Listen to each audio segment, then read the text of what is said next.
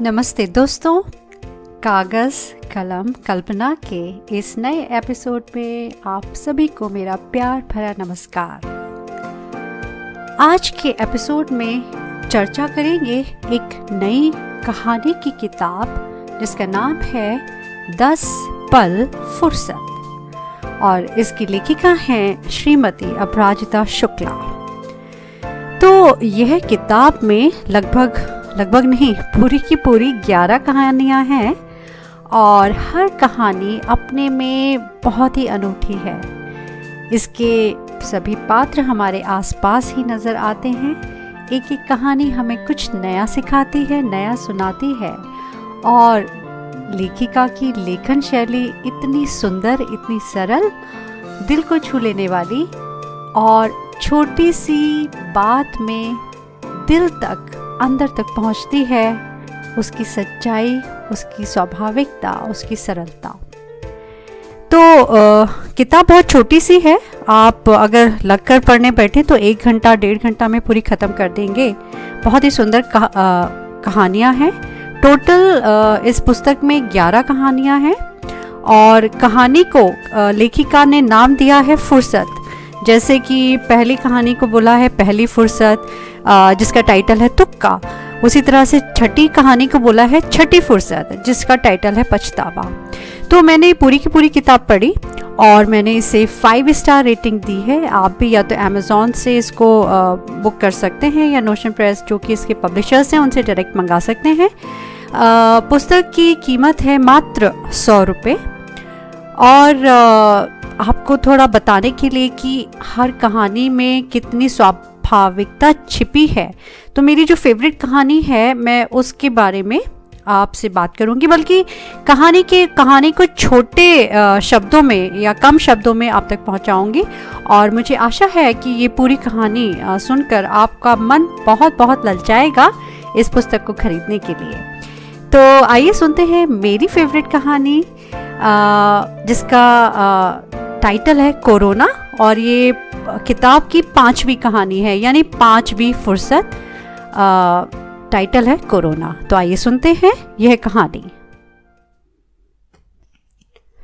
अस्पताल में लेटे लेटे कमर दुख गई थी। सबको बोला एक बार परिवार से बात करा दो, कोई सुनता ही नहीं।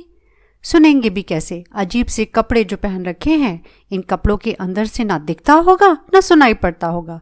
शायद खाना भी नहीं खा पा रहे होंगे। पानी तो बिल्कुल नहीं पीते हैं। सबसे ज़्यादा तो आफत इन नर्सों की है। डॉक्टर तो दिन में 1 आध बार ही आता है, पर पूरा दिन ये यहीं खड़ी रहती हैं। बड़ी इच्छा है बस इनसे ही बात करके थोड़ा ठीक लगता है।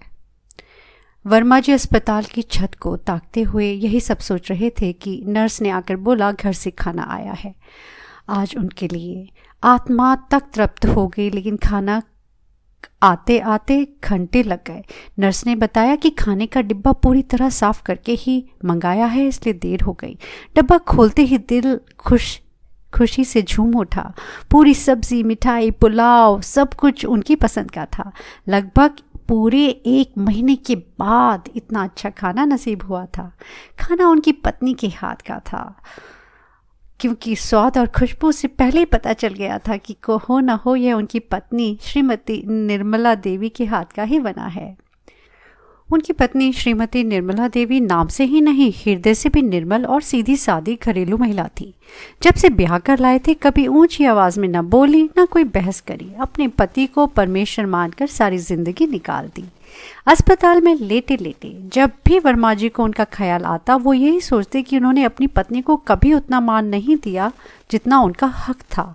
जब वो घर पर बीमार पड़े थे, उनकी पत्नी ने उनकी बहुत सेवा करी, यहाँ तक कि उनको अस्पताल में भर्ती कराने भी आई। वर्मा जी को सांस लेने में तकलीफ थी और बुखार उतरने का नाम नहीं ले रहा था, इसलिए श्रीमती जी रिक्शे में लाद कर जल्दी अस्पताल में ले आई उन्हें। पता नहीं कैसे क्या होगा उसने ये सब। दोनों बड़े लड़के थे विदेश में और दोनों से वर्मा जी नहीं बात करते थे। जानते हैं कि दोनों अपनी माँ से ही बात करते हैं। उनकी पत्नी उन्हें कुछ नहीं बताती, ना कभी कोई शिकायत करती। दोनों को पढ़ने के लिए वर्मा जी ने बाहर भेजा था। बड़ा गर्व था इस बात पर उन्हें।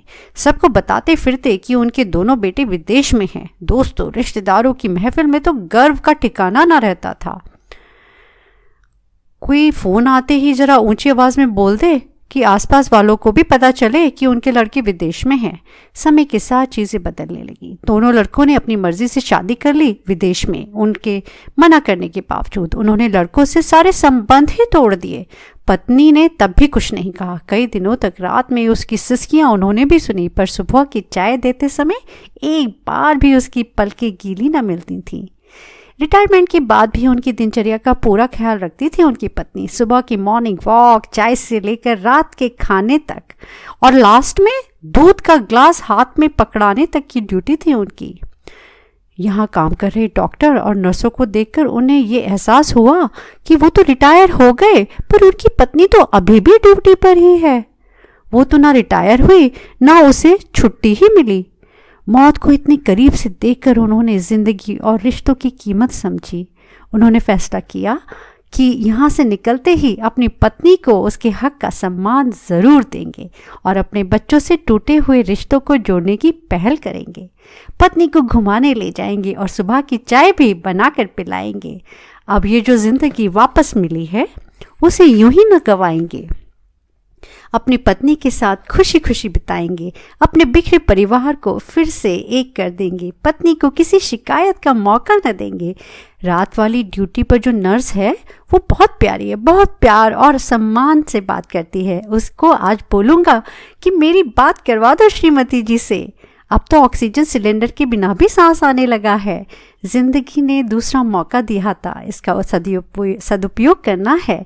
अब कोई कुछ भी कहे, वो सिर्फ अपनी पत्नी का साथ देंगे। उनका बेटा और बहू उन्हें लेने के लिए आ गए थे। उन्होंने पत्नी के बारे में पूछा तो बेटा बोला कि वो घर पर मिलेंगी। सारे अस्पताल के लोगों को धन्यवाद देकर जब वो घर पहुंचे तो देखा मंदिर वाले कमरे में, जी हाँ, मंदिर वाले कमरे में उनकी पत्नी की माला चढ़ी हुई तस्वीर टंगी थी। उनके पांव लड़खड़ा गए। बेटी और बहू ने थाम लिया। बेटा रोते हुए बोला, पापा, आपके अस्पताल में भर्ती होने के 2 दिन बाद ही माँ का देहांत हो गया, लेकिन उन्होंने मरने के पहले मुझे फ़ोन करके हिदायत दी थी कि आपको कुछ ना बताएं और ना आपकी सेवा में कोई कमी छोड़े। माँ मरते हुए भी अपनी पूरी ड्यूटी निभा गई। वर्मा जी का हरा भरा परिवार टूट गया।